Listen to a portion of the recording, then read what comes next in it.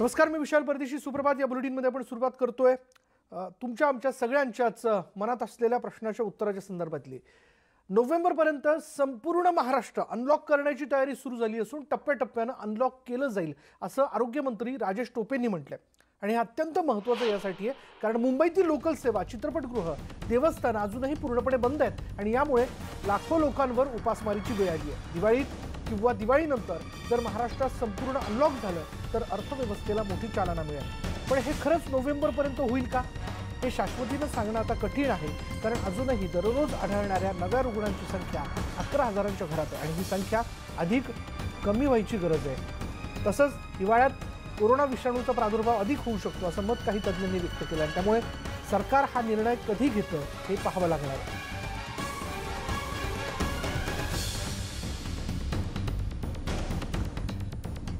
कोरोनाचा प्रादुर्भाव झाल्यानंतर महिलांचे बचत गट आर्थिक संकटात सापडले आहेत. मजुरी नसल्याने महिला बचत गटाचे हप्ते भरू शकत नाही. यासाठी शासनाच्या लावून दिलेल्या नियमानुसार काम करणं कठीण झालं असून याचा परिणाम झाल्याचं दिसून येत आहे. याचाच आढावा घेतलाय आमचे प्रतिनिधी नरेंद्र मते यांनी.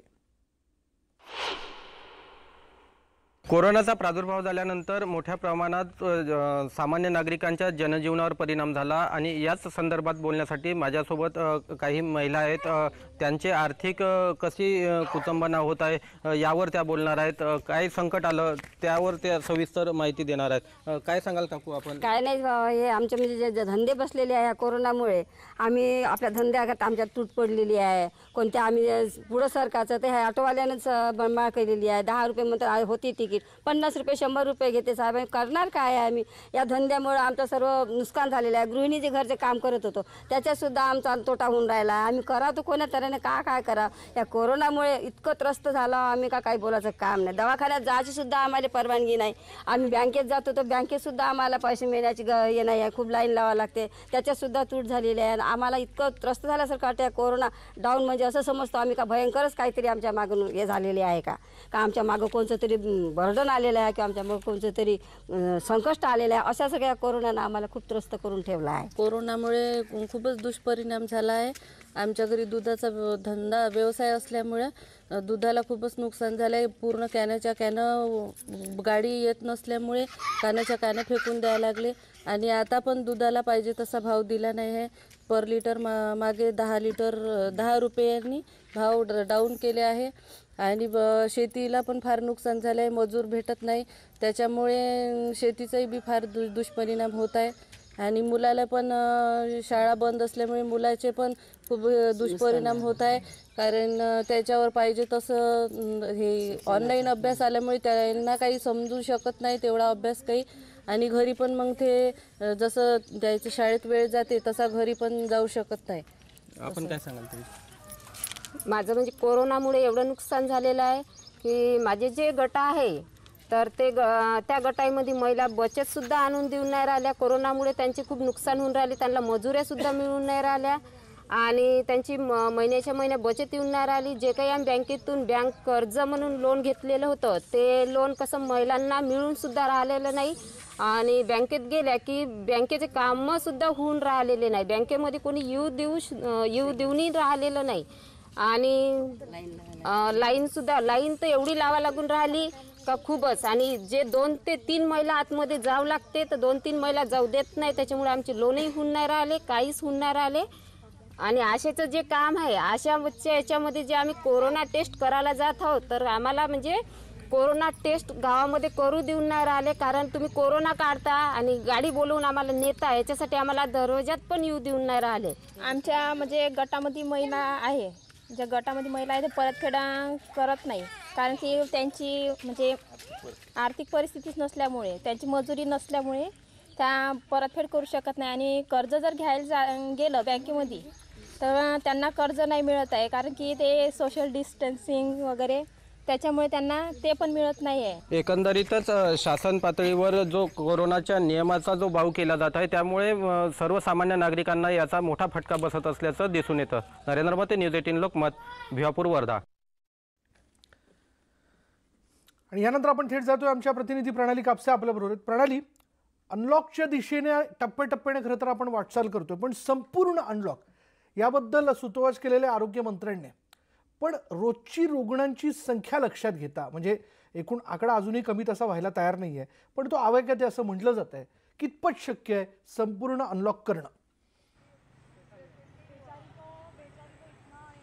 खरं तर मुंबई महापालिकेच्या वतीनं असंच सांगण्यात आलं होतं की त्यांना एक्सपेक्टेड होतं जसं जसं अनलॉकिंग होईल तसं तसं रुग्णांची संख्या सुद्धा वाढेल, पण नंतर ती टप्प्याने कमी होईल असं त्यांना वाटत होतं. आणि म्हणूनच मुंबईकरांच्या काय प्रतिक्रिया, संपूर्ण अनलॉकिंगकडे आपण चाललोय हे जाणून घेण्यासाठी आपण आलेलो आहोत. दादरच्या शिवाजी पार्कमध्ये आपण आलेलो आहे. रविवारचा दिवस आहे, इथं रनर्स आहेत, जॉगर्स आहेत, त्यांच्याकडनं आपण जाणून घेणार आहोत. आपण हळूहळू आता पूर्ण अनलॉकिंगकडे जाणार आहोत. काय वाटतंय तुम्हाला, काय काय गोष्टी केल्या गेल्या पाहिजे? मुळात पूर्ण अनलॉकिंगसाठी आपण तयार आहोत का? अनलॉकिंग होते हे चांगलं आहे, कारण लोकांना घरी बसवत नाही, त्यांना काम केलं पाहिजे, त्यांनी बाकी पण फिजिकली फिट राहिलं पाहिजे. पण त्याच्याबरोबर हे पण लक्षात घेतलं पाहिजे की अनलॉकिंग नंतर लोकांनी आणि सरकारनी डिसिप्लिन मेंटेन केली पाहिजे, लोकांनी सोशल डिस्टन्सिंग, मास्क घातलं पाहिजे आणि काळजी घेतली पाहिजे. नुसतं अनलॉकिंग करून चालणार नाही. आणि ऑल्सो की लोकांना पब्लिक ट्रान्सपोर्ट हळूहळू वाढवले पाहिजेत, नाहीतर ते क्राउडिंग होणार अनलॉकिंगपेक्षा. ते ही पण इन्फ्रास्ट्रक्चर सगळी तयारी सरकारने केली पाहिजे, तरच त्याचा उपयोग होईल. गेले 6 महिने खूप सगळी दुकानं, सगळे व्यापार बंद होते. एक मोठा आर्थिक फटका सगळ्यांना बसलाय, त्यामुळे घाई झाली आहे सगळ्यांना लवकरात लवकर अनलॉक केलं जावं. परंतु त्याच्यासाठी आपण तयार आहोत असं वाटतं तुम्हाला? हो, आता फेस्टिव्ह सीझन असल्यामुळे लोकांची खरेदी वाढणार आहे आणि लोकांना जीवन आवश्यक गोष्टींपेक्षा सुद्धा आणखीन पण काय खरेदी करण्यासाठी सोय झाली पाहिजे. त्यामुळे बिझनेस ॲज युज्युअल जे म्हणतात तसं सुरू केलं पाहिजे. पण मेन इम्पॉर्टंट असं आहे की लोकांनी काळजी घेतली पाहिजे आणि सरकारने पण ते डिसिप्लिन इम्प्लिमेंटेशन चांगलं केलं पाहिजे. आणखी काही जण आहेत, त्यांच्याकडून आपण खरंच जाणून घेऊया. तुम्ही रोज इकडे फिरायला येता, सगळेजण धावायला येता, मुंबईकर नियमांचं पालन करतायत असं वाटतंय? म्हणजे आपण जर सगळं अनलॉक केलं तर आपण सुरळीत पुन्हा एकदा होऊ शकू असं वाटतंय? काय काय काय जाणार? सगळं सुरळीत झालं, सगळं एकदा पुन्हा सुरू झालं तर मुंबईकर सगळ्या नियमांचं पालन करतायत, रुग्णांची संख्या कमी होईल असं वाटतंय? अनलॉक केलं तर संख्या तर वाढणार, रुग्णांची संख्या वाढेल, संख्या वाढणार, कारण डिसिप्लिन नाही मुंबईकरमध्ये.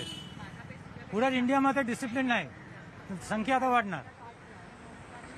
थोडी काळजी जास्त घ्यायची गरज आहे अशी प्रतिक्रिया ते देत आहेत. कारण जे मुंबईकर डिसिप्लिनसाठी ओळखले जातात ते सध्या डिसिप्लिन फॉलो करत नाही असं म्हटलं जात आहे.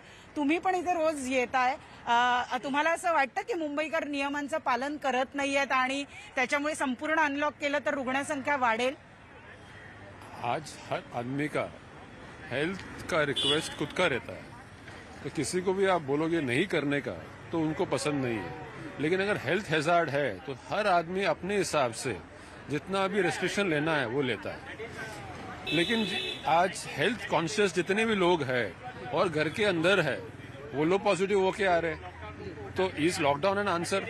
It is not an answer, because बेरोजगारी बढ़ रही है, एक कमोशन बना हुआ है, वो एक फियर निकलना है by doing washing your hand, taking your precaution end staying healthy. ये स्टेइंग हेल्दी वाला जो चीज है, जो लोग इतना जल्दी समझ जाएंगे उतना अच्छा है. आपको कोई बड़ा जिम नहीं जाना है, आप अपना वॉकिंग कर लो, आप अपना घर में एक्सरसाइज कर लो. We are known for yogic asanas, do that. But अपना इम्यूनिटी को आप बढ़ाओगे तो ही काम होगा, नहीं तो बंद करने से आंसर नहीं है, खोलना तो पड़ेगा यार. त्यांची स्पष्ट भूमिका आहे की अनलॉकिंग हे करावंच लागणार आहे, बंद करून काही चालणार नाही. रोजगार जो आहे तो हळूहळू ठप्प होत चाललेला आहे. त्यामुळे याच्यावर मार्ग हा प्रत्येकाने स्वतःने काढणं गरजेचं आहे. योगासनं करा, व्यायाम करा आणि त्यातून स्वतःची इम्युनिटी वाढवा अशी प्रतिक्रिया मुंबईतल्या शिवाजी पार्कमध्ये येणारे, फिरायला येणारे, जॉगिंग करायला येणारे जे जॉगर्स आहेत त्यांच्या वतीनं व्यक्त होताना दिसते. विशाल, अगदी बरोबर प्रणाली. जर अनलॉकच्या सगळ्या वातावरणात, म्हणजे संपूर्ण अनलॉकच्या सगळ्या वातावरणात जर आपल्याला सर्वाईव्ह व्हायचं असेल, वावरायचं असेल, तर आपल्याला आपली प्रतिकारक क्षमता, जी प्रतिकारक शक्ती ती सशक्त ठेवावी लागणार आहे, ती वाढवावी लागणार आहे. कारण सगळे व्यवहार सुरळीत होतील. पुन्हा एकदा काही ठिकाणी गर्दी होऊ शकते, पण त्यातही स्वतःची काळजी घेणं फार आवश्यक आहे. याचबद्दल म्हणजे संपूर्ण अनलॉकबद्दल दादरच्या फुल मार्केटमध्ये देखील आम्ही काही प्रतिक्रिया जाणून घेतल्या. तिथल्या परिस्थितीबद्दल अधिक माहिती दिली आहे आमच्या प्रतिनिधी प्रणाली कापसे यांनी. नोव्हेंबर अखेर आपण हळूहळू अनलॉकिंगकडे जाऊ असं महाराष्ट्र शासनाच्या वतीनं आरोग्य मंत्र्यांनी सांगितलेलं आहे, तसे संकेत त्यांनी दिलेले आहेत. परंतु ज्या गोष्टी अनलॉक झालेल्या आहेत त्यांची परिस्थिती काय आहे आणि खरंच संपूर्ण अनलॉकिंग शक्य आहे का हे जाणून घेण्यासाठी आपण मुंबईच्या फुलबाजारामध्ये आलेलो आहोत. अनेक महिन्यानंतर आपण परिस्थिती पाहतो आहोत. फुलबाजारामध्ये एरवी पाय ठेवायलाही जागा नसते, परंतु आता मात्र तसं चित्र नाही. सगळेच व्यवसाय असतील, सगळेच व्यापार असतील, त्याच्यावर परिणाम कोरोनाने करून ठेवलेला आहे आणि अनलॉकिंग संपूर्ण होत असताना तो परिणाम जो आहे तो कसा होऊ शकतो हे करत असताना आपल्याला रुग्णांची संख्या सुद्धा आटोक्यात ठेवायची आहे. हे अनेक महत्त्वाचे प्रश्न जे आहेत ते फक्त शासनापुढे नाही तर आपल्या सगळ्यांपुढे आहेत, कारण कोरोना सगळ्यांवरच परिणाम करून गेलाय. हीच माहिती जाणून घेण्यासाठी आपण फुलबाजारामध्ये आलेलो आहोत.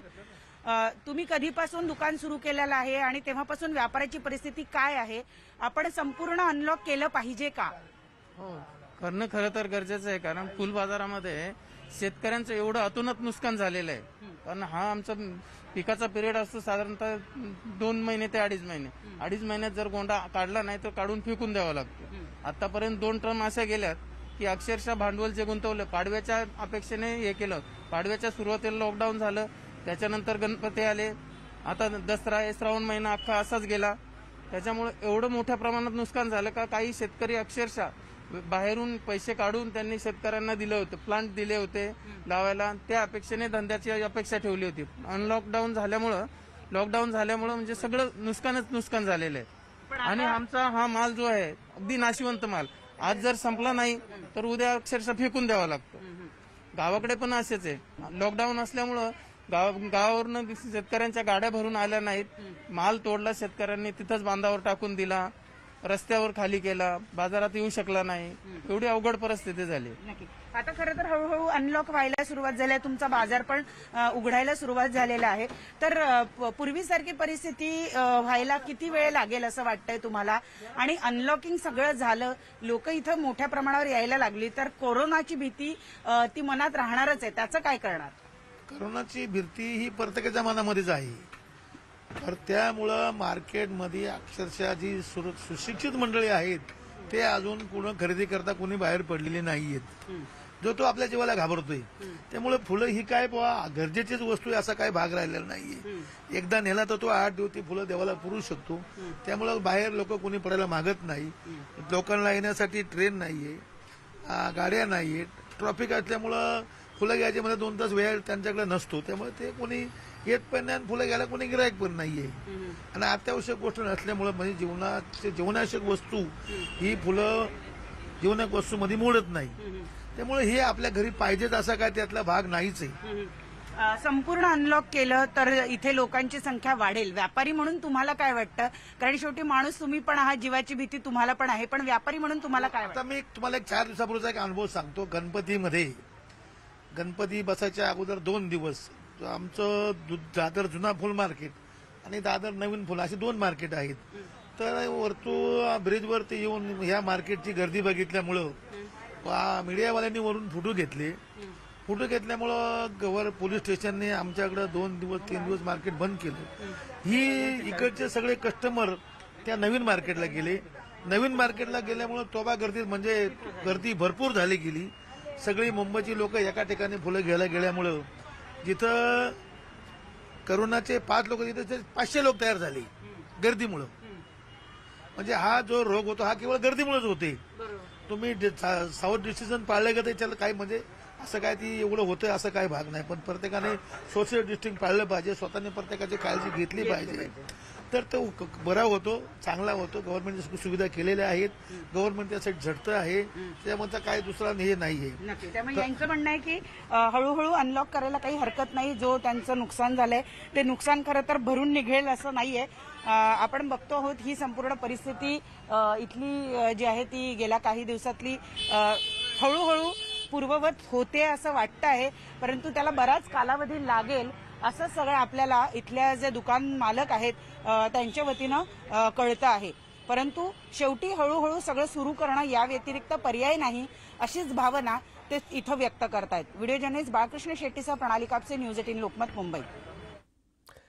आणि संपूर्ण अनलॉक याच विषयाला घेऊन खरं तर आता याच्या पुढच्या म्हणजे यानंतरच्या काही बुलेटिन्समध्ये आपण प्रतिक्रिया जाणून घेणार आहोत, अधिक बोलणार आहोत. पण यानंतर वेळ झाली का ब्रेकची. ब्रेक घेऊयात. पहा फक्त न्यूज 18 लोकमत.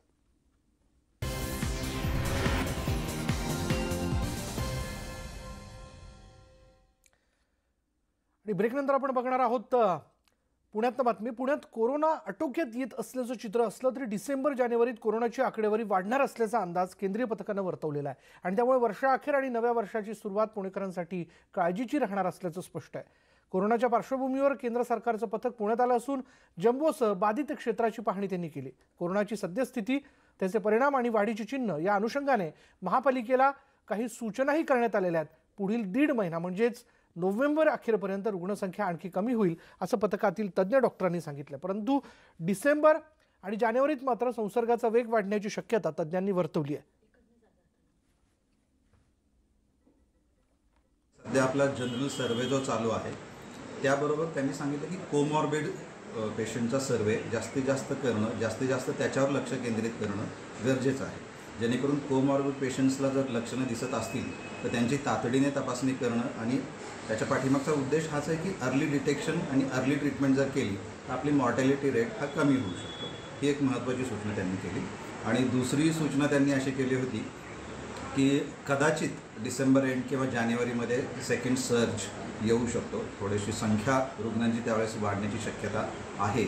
तर अशी जर रुग्णांची संख्या जर वाढली तर पुणे महानगरपालिकेने त्यावेळेस ऑक्सिजन बेड्स आणि व्हेंटिलेटर्स याची तयारी ठेवणं गरजेचं आहे. तर त्या दृष्टिकोनातून आपल्याकडे सध्या ऑक्सिजन बेड्स आणि व्हेंटिलेटरची पुरेपूर तयारी आहे. नवरात्र उत्सव आता काही दिवसांवरती आलाय, पण पुणे ग्रामीण परिसरात सध्या गुंडगिरीचं प्रमाणही वाढलंय. सोबतच कोरोनाचा कहरही या भागात कमी होताना दिसत नाही. अशात पुणे ग्रामीण भागात नवरात्रीच्या काळात कसा बंदोबस्त असणार आहे याबाबत पुणे ग्रामीणचे नवीन पोलीस अधीक्षक अभिनव देशमुख यांच्याशी बातचीत केली आहे आमचे प्रतिनिधी रायचंद शिंदे यांनी. नवरात्रोत्सवाच्या काळामध्ये काय संकल्पना आहेत आणि कशा पद्धतीने कोरोनाच्या काळामध्ये या सगळ्या गोष्टीवर नियंत्रण ठेवणार आहात तुम्ही? सगळ्यांना कल्पना आहे की आपल्याकडे खूप मोठ्या प्रमाणामध्ये कोरोना संसर्ग गेल्या आठवड्यापर्यंत होता. आता थोडंसं स्टेबल झाल्यासारखं चित्र दिसतं आहे. केसेसची संख्या घटते आहे. पण याचा अर्थ असा नाही की आपण यामध्ये रिलॅक्स व्हायला पाहिजे किंवा या बाबतीत आपली जागरूकता जी आहे ती अशीच मेंटेन करावी लागेल आपल्याला. येणाऱ्या काळामध्ये जे सण उत्सव आहेत त्या काळात आपल्याला अधिक जास्त जागरूक राहण्याची गरज आहे. कारण जेव्हा सार्वजनिक उत्सव वगैरे असतात तेव्हा मोठ्या प्रमाणात लोक बाहेर पडतात आणि त्याच्यातून कोरोनाचा संसर्ग वाढण्याची शक्यता नेहमीच असते. जिल्ह्यामध्ये अनेक ठिकाणं अशी आहेत का ज्या ठिकाणी आर्कोलॉजीच्या ताब्यात काही ठिकाणं आहेत, जसं की शिवनेरी असेल, लोणावळा असेल, का या ठिकाणी आर्कोलॉजीच्या ताब्यात असल्यामुळे तिथं लगेच परमिशन मिळणार. अशा ठिकाणी सुद्धा आपल्याकडं परमिशनसाठी स्थानिक लोकांनी हे केलं असेल तर तिथं कशी साधारण आपण यंत्रणा राबवणार आहात? नाही, बहुतेक जी पर्यटन ठिकाणं आहेत त्या ठिकाणी आतापर्यंत आम्ही पोलिसांनी तिथे ॲक्सेस बंद ठेवला होता. काही आता हॉटेल्स सुरू झालेली आहेत, काही पर्यटनाची रिसॉर्ट सुरू झालेली आहेत. त्याचबरोबर काही किल्ले या ठिकाणी लोक जायला सुरुवात करत आहेत. तर या ठिकाणी सुद्धा आम्ही पोलीस बंदोबस्त ठेवतो. सांगली जिल्ह्यातील मिरज पूर्वेच्या सीमा भागात मुसळधार पाऊस झाला. अचानक आलेल्या पावसामुळे मिरज पूर्वेच्या भागात पिकांचं मोठं नुकसान झालंय. मुसळधार पावसामुळे पिकं चक्क भुईसपाट झाली असून शेतात मोठ्या प्रमाणात पाणी साचलंय. आणि त्यामुळे आता कोरोनाच्या या संकट काळात शेतकऱ्यांवर दुहेरी संकट उभं राहिल्याने शेतकरी चांगलाच हवालदिल झालाय. त्यामुळे आता शासनाने त्वरित पंचनामा करून शेतकऱ्याला नुकसान भरपाई द्यावी अशी मागणी शेतकऱ्यांकडून करण्यात येते. या कोरोनाच्या विषाणू सगळ्यात मोठ्या अडचणींना सामोरं जात असताना शेतकऱ्याकडे आज भांडवल काहीही नसताना तो आज उभारला आहे. तरीसुद्धा शासनाने लवकरात लवकर ही जी दखल घेऊन पंचनामे करून बांधावर येऊन पंचनामे करून शेतकऱ्याला लवकरात लवकर त्या नुकसान भरपाई द्यावी. बातमी उपनगरातनं कल्याणमधील गौरीपाडा भागात एक पिस्तूल आणि 4 जिवंत काडतुसं विकण्यासाठी आलेल्या 2 आरोपींना खडकपाडा पोलिसांनी अटक केली आहे. सुशील भोंडवे आणि गौरव खर्डीकर अशी दोन्ही आरोपींची नाव आहेत. लॉकडाऊनमुळे मागील 6 महिन्यांपासून हाताला काम नसल्यामुळे ओढवलेल्या आर्थिक परिस्थितीवर मात करण्यासाठी या मजुरांनी गुन्हेगारीचा मार्ग अवलंबला असल्याची माहिती पोलीस तपासात उघड झाली आहे. कमी श्रमात चांगले पैसे मिळतील या आशेने या दोघांनी उत्तर प्रदेशमधून कमी किमतीत ही पिस्तुलं विकत घेऊन कल्याणमधील ग्राहकाला ते जादा किमतीत विकत देण्याचा त्यांचा प्रयत्न होता. मात्र त्याआधीच पोलिसांच्या ते तावडीत सापडले. आम्हाला एक गावठी बनावटीचे देशी बनावटीचे पिस्तूल आणि 4 जिवंत राऊंड असे मिळालेले आहे. त्याच्यामध्ये आरोपी सुशील गणपत बोंडवे आणि गौरव सुनील खर्डीकर या 2 आरोपींना आम्ही ताब्यात घेतलेलं आहे. सदरचे हे गावठी बनावटीची पिस्तूल हे त्यांनी कशासाठी आणलेले आहेत किंवा त्याचा काय वापर करणार आहे याबाबत पुढील तपास आम्ही करत आहोत. यानंतर या बुलेटिनमध्ये इथेच थांबणार आहोत. पहा फक्त न्यूज 18 लोकमत.